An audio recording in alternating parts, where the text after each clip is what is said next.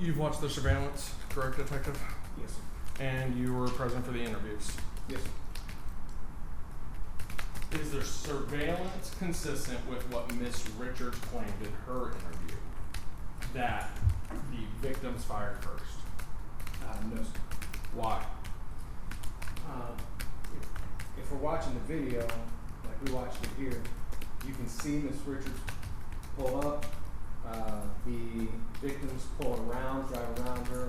Ms. Serrano pours the water onto the vehicle. She gets back into the passenger side of the car, and then you see Miss Richards' hand come out of the window. You hear the first shot. There's a pause, and then Miss Richards' second shot comes as the victims are returning fire. Let me ask this. You see the Miss Richards' hand go back in, correct? Yes, sir. And you heard the testimony. Your Detective Fulton believes she was clearing a stovepipe. Is that correct? That is correct. And then you see her arm extend back out the vehicle. Yes, sir. And then you hear a multitude of shots. Yes, sir. Fair to say? Fair. Have you ever stopped and counted each and every one of the shots you heard on that audio in like slow motion to say for a fact there's only 7 shots there, or was there 8 shots there and then the one that's all by itself, or you just hear a multitude of shots? I have not reviewed it to that extent. I hear a multitude of shots. When you clear briefly, and I know Detective Fulton did it on the audio, what is a stovepipe? A stovepipe is when a firearm is gripped somewhat improperly. The recoil of the firearm is supposed to eject the spent casing, and the spring action to the slide loads and chambers another round. A stovepipe is when because of a grip, some sort of grip inconsistency or weakness in a grip, that the recoil doesn't fully eject the shell casing, and the round starts to get chambered in its place to where the spent shell casing is actually stuck in the slide of the firearm. Let me make it a little bit, see if I can dumb this down for us. Basically, a semi-automatic works on gas pressure, correct? Meaning as the gas expands, it cycles the firearm. Yes, sir. And normally you need a firm enough position or grip on that gun in order for the gun slide and all the mechanisms to move without the body of the gun, right? So it actually cycles through. Correct. So if you have a weak grip, basically the recoil takes away from the gun's ability and the gas is forced to cycle the firearm. Fair? Correct. Okay.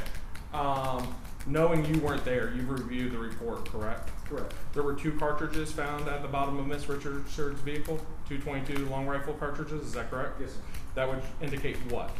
Indicate that she cleared a malfunction prior to firing her second round. Okay.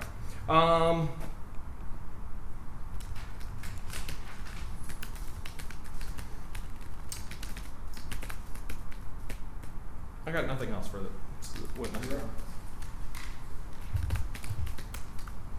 When Miss Richards' gun was taken into evidence, it was found to have a stovepipe jam at the time it was impounded, correct? That is correct.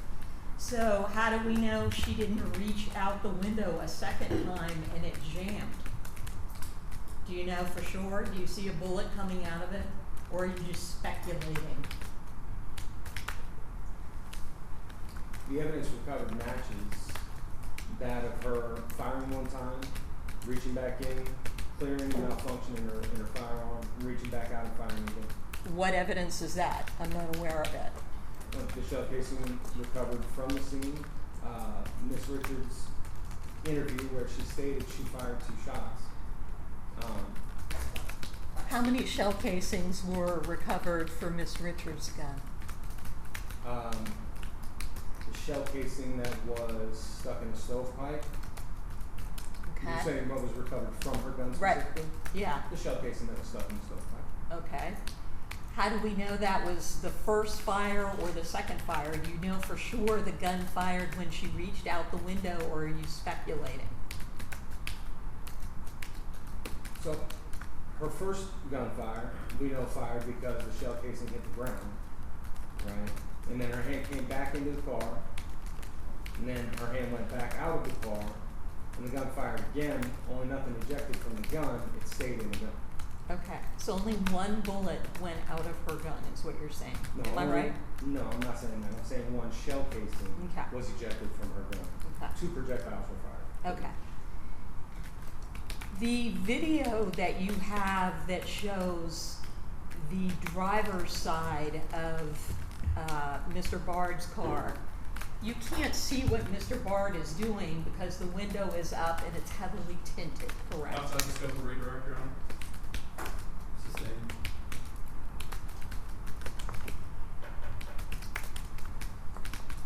Isn't it true that Ms. Richards told you that she had never shot a gun before this date? She told you that in her interview, did she not? I believe she did. Thank you. Subject to recall, Your Honor. Sir, you can have a seat outside. We'll be with you shortly. How many more witnesses do we have? 3, but they're quick. Okay, so we'll let you know shortly if you are excused. Just have the RSCK, Okay, can you make requirements? How are you related to Aiden Richards? she's my daughter. Okay. So I'm calling you up to talk about her mental health state at the time that this occurred.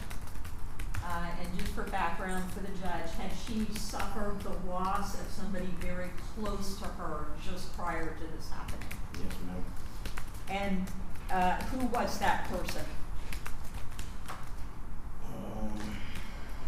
Shoot, my man was I'm sorry, sir. I didn't hear. Did you say something? I'll ask the Okay. question. It was her fiance Bonnie, correct? yes, ma'am. Okay. And Bonnie died tragically by being hit by numerous cars in March of 2025, correct? Yes, ma'am. Okay. And this, thank you. This was a person that your daughter had been in a relationship with for several years, correct? Yes, ma'am. And planned to marry. Yes, ma'am. Okay. Did she take the death of her partner hard? Yes, ma'am. And as a result of that, did she suffer depression? And what did you see that exhibited that? Yes, she suffered, basically I lost her. Okay. Were you concerned about her mental health and encouraging her to get help? Yes. And did she eventually do that before this event occurred? Yes. And was she in counseling? Had she just begun counseling as a result of that? Yes. Okay. Since she has been at the Hillsborough County Jail, have you noticed a decline in her mental health?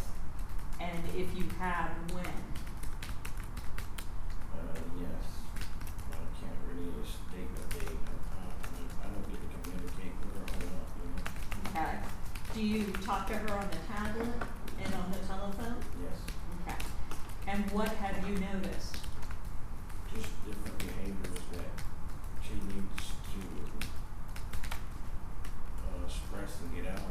It's sometimes I feel receive so that she can. Has she complained to you that the treatment that she is receiving at the jail is not helping her, it's making her worse? Yes. Okay. Are you concerned about the medication that they're giving your daughter currently at the jail? Yes, ma'am. And you had suspicions that it's not the correct medication for her needs? Yes, ma'am. If the judge were to consider bond in this case, is your home open to your daughter to stay with you and your family? Yes, ma'am. And you're divorced from her mother, is her mother, who is present and about to testify, is she also offering her home for her daughter to stay there and live with her while this case is pending? Yes, ma'am. Are the two of you committed to assisting her in getting mental health care? Yes, ma'am. Would the two two of you also assist in making sure that she appear for all court appearances? Yes.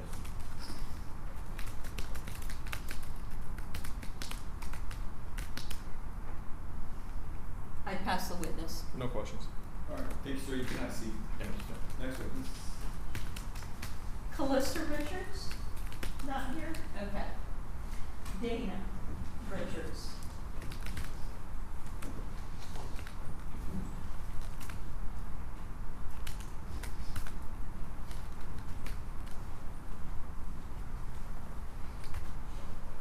And raise your right hand for me. Solemnly swear or affirm to tell the truth, the whole truth, and nothing but the truth. Yes, sir. All right, thank you. Put your hand down. Go ahead and state your name and spell your name for the court reporter. Dana Richards, D-A-N-A-R-I-C-H-A-R-D-S. All right, thank you, Ms. Tishanik. How are you related to Aiden Richards? I'm brother. Okay. And when this occurred, was she residing with you? Yes. And how long had it been since she moved back in with you, since Bonnie's death? Since that March, she Okay. moved straight in with me. What did you observe about your daughter's mental health in that period of time from March up until the day she got arrested? It was a big decline. She was going down. Okay. Were you concerned? Yes, I reached out to get the counseling for her to get it started. Okay. And did she follow through and actually schedule an appointment and she had gotten into counseling? Yes, ma'am. Had she gotten a diagnosis at that point? Not at that time. He wasn't that far into it yet. Okay. And since she has been in jail, do you feel that you have seen a decline in her mental health, and describe that to the judge? Yeah, she's all over the place. The medication just keeps her, one day she's up, one day she's down, she's not, one day she's emotional, you know, she's just all over the place. It's not, I don't think she's getting the right medication and treatment. Okay. Are you concerned about her mental health currently? Yes. Okay. And if the court was inclined to consider conditions of bond in this case, would you open your home up where she could reside with you? Of course. Would you have the ability to help her pay for an electronic monitor if that was a requirement of the court? Yes, ma'am. Would you make sure that she follows up with mental health treatment and appearing on future court dates? Yes, ma'am. I pass the witness. No questions. All right, thank you, ma'am. You can have a seat. Next. That's all of my witnesses. I do have some exhibits just to support the things that I was just asking them about. Your Honor, I have the only newspaper report I could find of Bonnie's death, which illustrates how traumatic it was at the time. She actually got struck by 5 separate cars on Dale Mabry. And that's in the article discussing her death. That's defense number 2. I've provided a objection, copy Danielle. of it. Okay. State's reviewed everything. I have no objection to anything that's being amended. Carrie, you can pass the floor. I'll get back. Sure. All right. Continue, Ms. I've got defense number 3, which I've given a copy of the jail medical records. Judge, I got her entire packet of medical records. It was 882 pages. I pulled out just what I thought was relevant to this. I don't have time to review 882 pages. Yeah. So what I pulled out, I gave a copy to the state. It gives a diagnosis of post-traumatic stress disorder and depression. It also illustrates that in June, she started complaining about her medication and asking for it to be changed, and had several psychiatric appointments regarding that, complaining to the staff that she felt what she was receiving was not the appropriate combination, and asking them to change it. What I didn't understand, Ms. Cease, is Yeah. was she on meds before she went to jail? No, but she had started counseling, and that's these records. I actually have those records. It took forever for us to get them. But this is Bay Area Behavioral Health. Her initial appointment with them, Your Honor, I think was May the 20th. She had started counseling, had done the initial diagnostic evaluation. They came up with a diagnosis at that time just as a result of that initial appointment. of severe depression and had put her on a counseling schedule but not on medication, and she had just begun that. And that is defense number 4. I've given a copy of those previously to the state to show that she had just begun that journey and had sought treatment on her own through a private facility and was beginning that treatment, grief counseling, essentially trying to address what she was experiencing as the result of the death of her partner. I also have her educational records. I provided a copy of these to the state. These weren't provided at the initial hearing. This is defense number 5. It shows she graduated from Newsom High School in 2020 and was an excellent student. This got argued at the end of the audio recording. She is a manager at Aldi. She had worked there for a year and a half prior to this occurring. Her partner also worked there with her, making it more difficult to continue with her coworkers and at the same location, and was factoring into her mental health state at the time, and certainly factors into how she reacted in this particular case, being the initial victim of road rage from these 2 individuals. And that's the purpose of providing all of that. But more importantly, the facts, if we're ready to argue, I don't know if you have witnesses that you I wish got to one call. video I wish to put in. Do you want to stipulate to them it's the 4 video one and then one of the dual ones? Yeah, Okay. I'll stipulate. I have a copy of those. Okay. Yeah. I'm not going to call you then.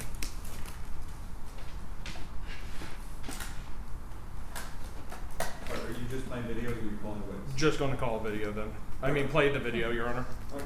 And so the record's clear. This is a video that was created by HESO. It has been enhanced in terms of zooming in, and they combine 2 separate videos. One of them is the body-worn camera, and one is the surveillance video that was recovered that is mentioned in the original hearing. So I will play the synchronized between the body-worn camera and the AMCO first. This is not going to have any zooming in.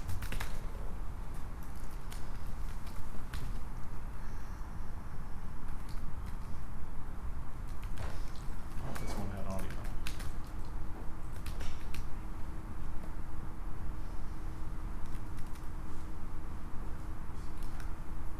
Let's try. One moment, Your Honor. Let's see, someone just pull them off onto the desktop real quick.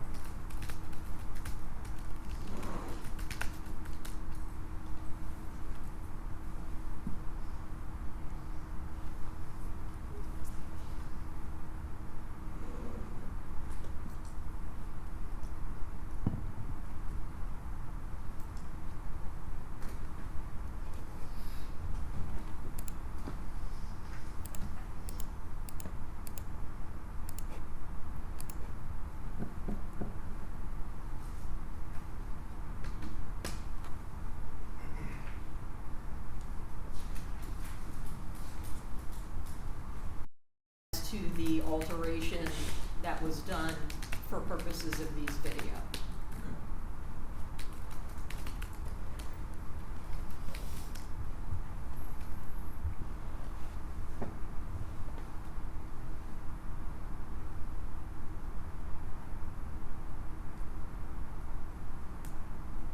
Yes, ×2, Your Honor. Okay.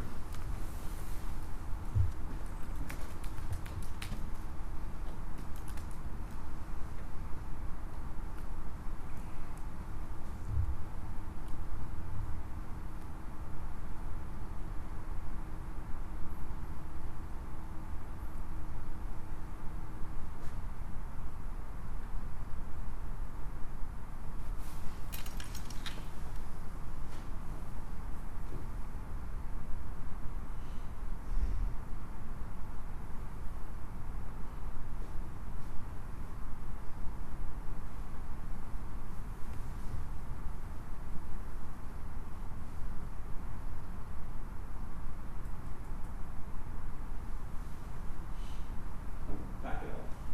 Where would you like, Your Honor? Right about, right where you're at.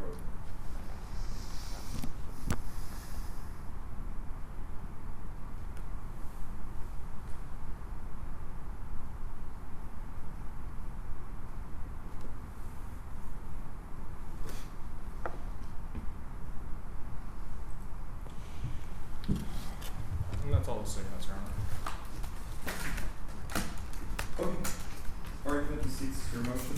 So, there are different facts that were argued at the original pretrial detention hearing that Judge Murphy obviously relied upon. The alleged victim in this case actually shot up his own car from the back, through the back passenger window, through the, above his girlfriend's head, through the mirror Ms. at Seats, an I'm gonna angle. pause you just 1 second. My computer froze, and while you're arguing this, I just wanted to pull something up. So Okay. just give me 1 second. Sure.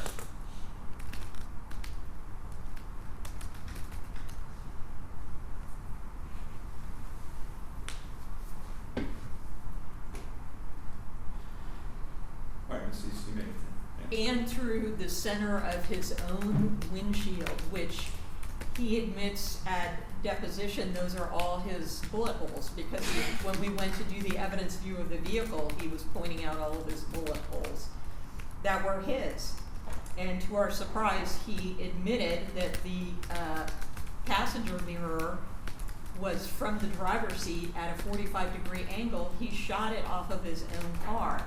In the pretrial detention hearing, that was argued as part of the intent of the attempted murder counts 1 and 2, that the fact that that particular bullet hit at the passenger side mirror and was a second shooting, that showed some form of intent, that she was trying to intentionally serious bodily injury or kill the 2 victims. In reality, that was him shooting up his own vehicle. She told them twice during her interview she could hear the shot and she responded to it. She heard his shot first and responded to it. You can't see what he's doing in any of the videos because of the tint on the vehicle on both directions. From the pickup truck, I have slowed it down frame by frame, every angle. You cannot see what he is doing, where his hands are, if he's holding the gun, pointing it at her. She doesn't see it either because of the tinted windows, but she hears it and she responds to that. And so the evidence that was relied upon at the initial pretrial detention hearing was inaccurate because the victim essentially lied to protect himself from not getting criminally charged. They didn't charge either one of them, even with battery, for throwing a liquid through someone's window in the middle of a road rage incident. They didn't bother charging either one of them. My client has absolutely no prior record.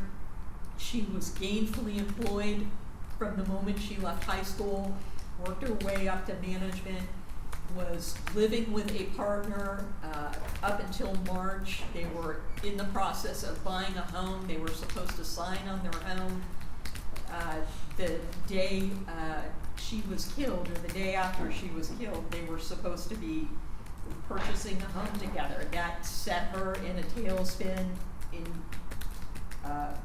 depression.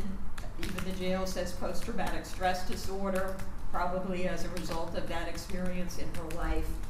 She needs mental health treatment, and she needs it outside of the jail in order to fight these charges appropriately. I'm asking for the opportunity for you to reconsider that she could be placed on a monitor. There are conditions of bond to keep society safe. That is the first time she had ever shot a gun. She obviously should not be in the possession of weapons or even driving while this case, I would suggest to you, is pending. She could be on house arrest in one of her parents' home in order to follow up with treatment while this case is pending, while it finishes out. And finally, I would add that we have been waiting to finish the depots found out that there were inconsistencies in what was originally represented by these victims. And the offer that we got in this case, Your Honor, the offer was a null pros for both attempted murders in exchange for a prison sentence.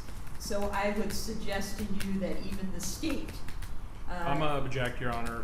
The idea that we're using plea negotiations as part of our bond conditions is, that's not correct. I can't go there, and I think you know why I can't go there. I mean, the reality is they make offers for a million different reasons, and it may be exactly what you said. They don't think that their case is strong, but I don't think it's appropriate for me to consider plea negotiations in terms of a substantial change in circumstance. Understood, Now, Your if Honor. you come to me and tell me they have no across the attempted murder and they have charged something differently, that's a completely different scenario, but I don't think it's appropriate to talk about Understood. that here. I would just highlight the only thing on the charging document that carries pretrial detention is count 1 and count 2. Everything else she has a bond on, and she should have been entitled to a bond had the evidence been available to both sides, the state and the defense, at the time of their pretrial detention hearing. Perhaps they would have reconsidered even filing it under those circumstances. I would suggest, I would hope that the state would have reconsidered it. But I'm asking you to reconsider it now and consider putting her out on a monitor with conditions of bond while we litigate the rest of this. It may require us to hire an expert regarding the damage to the vehicle, and that's gonna take some time for us to find somebody to do that. We've been looking in order to prepare for trial in this case if it comes to that, if we can't come to some sort of mutual resolution. Your Honor, the state would disagree. I don't think there's been any new facts that have presented at this time that would even warrant reconsideration of the pretrial detention hearing. When you look at 940, when you look at the Florida statute 907041, subsection 5K, either party may move, but there has to be a change or a new fact that goes to the materiality of the bond conditions here. I would argue that there hasn't been. I know Ms. Cease has made a big deal about the mirror and that shot, but when you look at the testimony as the court heard today, and it can go and reread the transcript since that's all part of the court record, what came out was a road rage incident. That's what we heard again today. Defense argued that the victims were the initial aggressors in their original hearing, and that the victim, female victim, threw water on the vehicle. You saw the videos yourself, Your Honor, and you heard the audio. Ms. Richardson takes her arm, puts it out. At the same time, you hear the very first shot go off. The arm is taken back in. It was cleared. The firearm goes back out. And then we know a second shot occurred, no matter where that shot occurred, because the gun was found stovepiped again. So if she cleared the first round, which she admits to doing, you can't have a stovepipe again unless you shot again. Objection to mischaracterization. She never said she cleared the gun. That is their theory. She never said she cleared the gun. I don't think I ever heard them testify that she said that. Detective Warford testified to it, actually, Your Honor, on redirect. But court relies on its own memory, of course. But either way, we know that there was a second. I find that there's substantial evidence that 2 shots were fired by Ms. Richards. I don't need argument as to whether she said it or not. I think it's pretty To that point then, Your Honor, that was when you read Judge Murphy's order, was his concern. And just so everyone knows, not to interrupt you, Mr. Tomas, No, you're but the way this court conducts these analyses is I rely heavily on the prior judge's order, because I think that's what I'm required to do. I need to not just see what was presented in terms of testimony, but see what Judge Murphy found. And what Judge Murphy found, I've now read 3 times. So I'm continuing to read it. I just wanted to make the parties aware of that. I'm not sitting as a new trier of fact. I am sitting to determine what did Judge Murphy do in this case, because he was the judge that saw it, that heard this, and has there been a substantial new fact presented? So, Mr. Thomas. The state's argument, no, there hasn't in terms of what occurred that day. And I would argue, Your Honor, there hasn't been a new fact in terms of any of the other bond conditions. Defense originally in the motion argued that she had a place to live, that she was living with her mom, that they could do a GPS monitor, and that she was receiving grief counseling at the time. The closest thing the state would say is new is the mental health. But I would still argue, and I wouldn't concede the fact that it wasn't new because they were aware of her mental health issues at the time. She had Who's been they? seen. Defense. Okay. Defense, and if you But what review. was it presented to Judge Murphy? Because that's, Yes, Your Honor. They bring up the fact that she is receiving grief counseling because she had lost her fiance a couple of months earlier. More importantly, the information that defense has provided you shows the defendant knew it. So therefore, defense knew it because she was evaluated the month prior to this shooting. Now, I would also point out, just as the potential changes in the medicine, Your Honor, when you flip to that page, the NAV care, when you go to, I'm gonna say this is page 1, 2, 3, 4, 5, I believe. And you look at the statements that are on there from 6/12, it says that she would request to speak to mental health regarding her medication. She has a trustee but is no longer. She'd therefore like to increase some of her meds. She also missed the last 3 doses.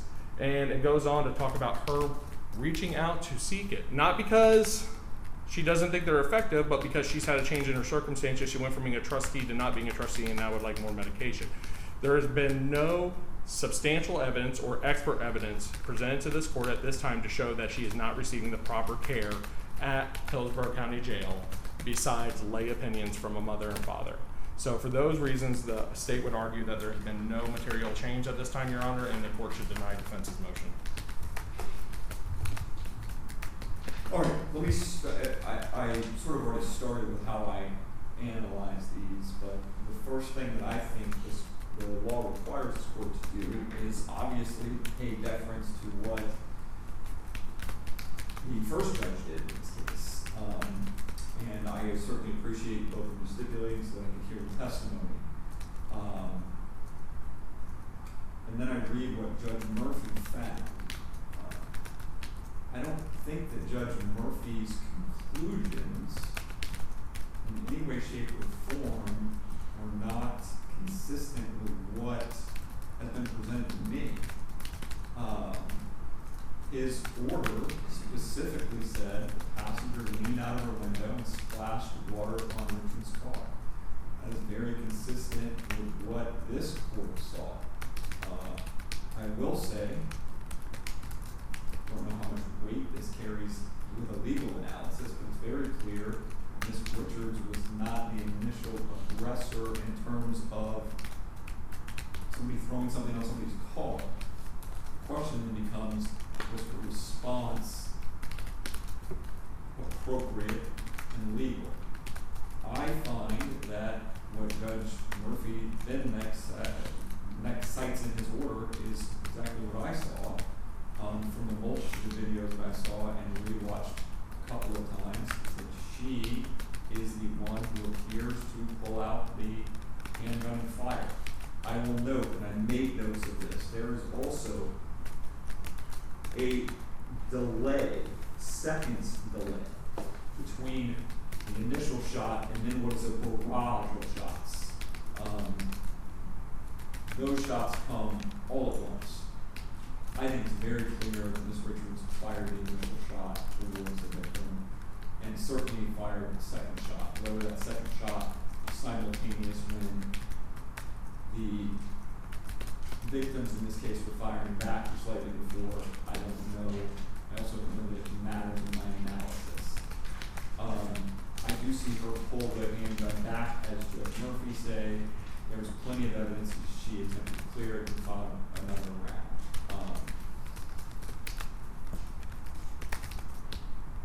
The defense has argued that there was some inconsistencies with what the victims in this case testified in terms of where shots were fired and how they were fired. Again, when I look at Judge Murphy's order, he specifically finds the driver then loaded his firearm and fired at least 6 rounds at Richards. So again, Judge Murphy was very aware that the victims in this case fired a large number of shots. He says at least 6 rounds back at Ms. Richards. to relay, all consistent with what I hear here today. Nothing that this court would consider a substantial change in something that Judge Murphy heard.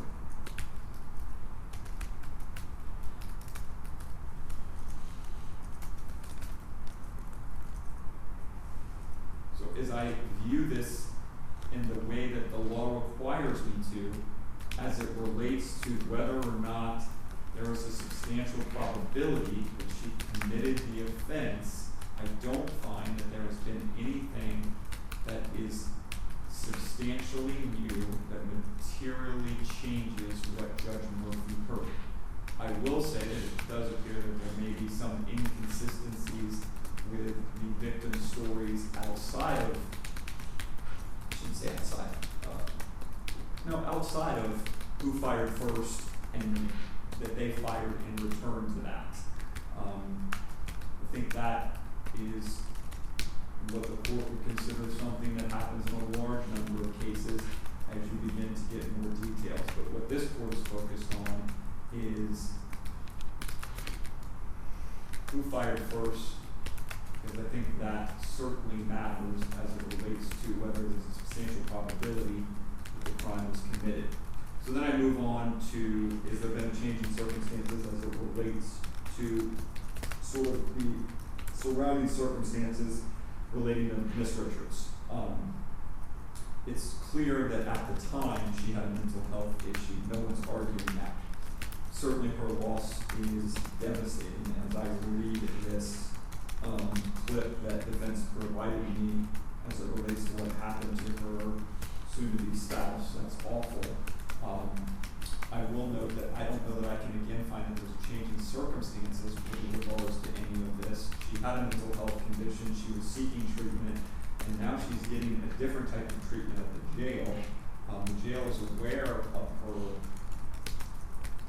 diagnosis, or the jail is giving her medication, which is different than what she was attempting to do on the outside, which appears to be counseling. And I will say that there's also a concern that I currently believe she's being medicated and treated. It's hard for this court to differentiate how much of what she is going through at the jail is because she is in jail facing these charges versus obviously still dealing with the loss of a loved one. I can't make that determination. There's no expert here. I will find that the jail is treating her. They're aware of her mental health condition, and generally give appropriate treatment to people that come in their care. I will further state that as it relates to the idea of letting her out to control this when it is at least being medicated in jail does not sit well with the court. Because at the time that this happened, she was, no one's disputed it, suffering from a mental illness. And that may have led to why this happened. So she's getting treatment in jail. They're aware of that diagnosis. And on the whole, now that I've perfected the record as much as I can, when I view what I have to view, considering that the judge has already heard a multitude of this evidence, I don't believe that the defense has met its burden to prove that there's been a substantial material change that would warrant me doing something different than Judge Murphy did. So therefore, I'm denying the motion. Do we have additional court dates? Did not work. Yes, sir. Okay. We're set for disposition on 10/1. We have made an offer on this. 10/1 date set, or do you believe that there is something that I need to address before then, either of you? I'll leave it with Ms. East, nothing for the state. This case is getting old. I understand what Ms. East said about hiring an expert. I'm fine with whatever Ms. East wants. I would state that probably in the beginning of the new year, the state will likely ask for this to go ahead and be set for trial at that point. If we could just leave it for October the 1st at this point and see if we are going to resolve it in between now and then. Okay. If, just so I can put it on my radar, because right now, I don't you. Right, That could change drastically between now and October. yeah. I know you have not made a decision on an expert, so I'm gonna sort of ask you a two-part question, Ms. Cease. If you needed an expert, and if you're not gonna hire an expert, how long of a trial do you think this is? I don't think this is a full week. I think this is a 2 2 to 3 3 max. day. 2 to 3 days? Yeah, Okay. 2 to 3 days. I mean, there's the Then I video don't need evidence, stuff- but I don't mostly need it's gonna stuff be set. victim. I don't need stuff set. Okay. So I'll just let you all tell me where you're at in October. If it seems appropriate to set it at that point, we'll set it at that point. Okay, thank you, Your All Honor. right, thank you all.